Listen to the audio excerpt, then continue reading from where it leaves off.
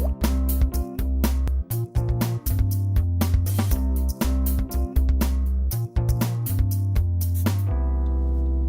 I'm Sean Carruthers, and welcome to the third in a 5-part series on the iPhone 3.0 software update.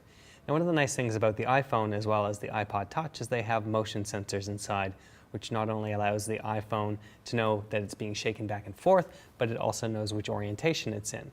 And it has a couple of applications that we've seen beforehand in the previous generation of the product. For example, with the iPod, we actually can go into the portrait mode here, see a list of songs. But if we take it and we tilt it sideways, it'll actually go into cover flow mode, which will allow us to go through all the different things that are on here by the covers. Now, that's not the only thing that was in the previous generations. There's also calculator, where we actually have a regular calculator when it's in this mode, and we tilt it sideways, and it goes into a scientific calculator mode. Now, the nice thing about this new version of the iPhone software is this has been added in a number of other things that we didn't see before. So for example, in Mail, if we go into Mail, we've got our regular layout here where we can actually see a little bit of the screen plus the keyboard here.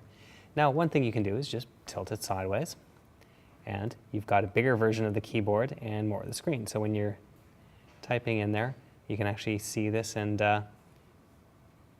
actually get bigger fonts when you actually have it in the full screen mode. So when you tilt it this way, it's actually much, much smaller. So it makes it a little bit easier to see.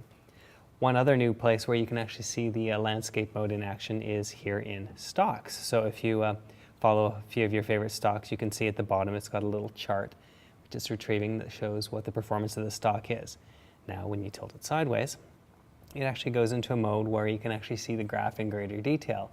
And not only that, now that it's bigger, it actually gives you finer control. So you can actually highlight two sections of this and see what the difference is in performance between these two different times and adjust it that way.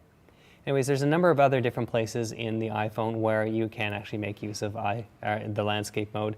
Not everywhere yet, so it'll depend on the application, but poke around inside, see what you find out, and thanks again for watching. Don't forget to check out the other 4 parts in this series.